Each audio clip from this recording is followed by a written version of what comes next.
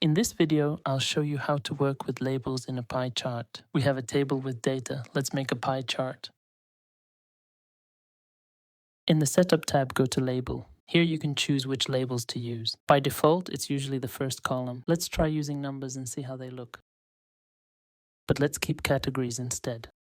Check these boxes. Use row 1 as headers. The first row will be used as titles. Use column A as labels. The first column will be used as categories. If these boxes are off, the chart may look wrong. Always check them and make sure they match your data. Now let's go to Customize and open Legend. Here we can edit the legend that shows next to the chart. Choose its position.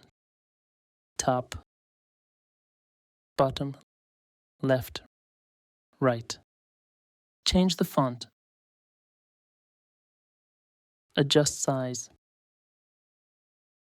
Pick a color.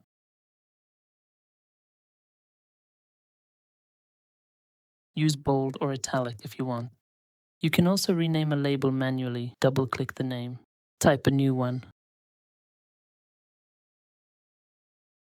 But there is a catch. If you change data in the table, this label will not update. Other labels will still update.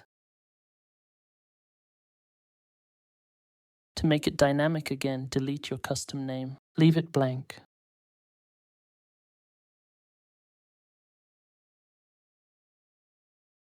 You can also move labels inside the chart manually. The whole chart can be resized and moved inside its frame.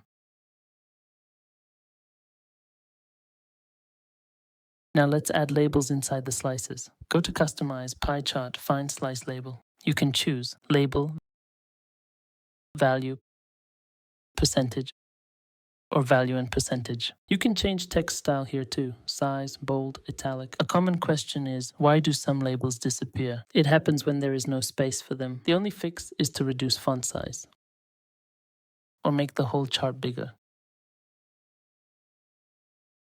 You can also rename slice labels manually.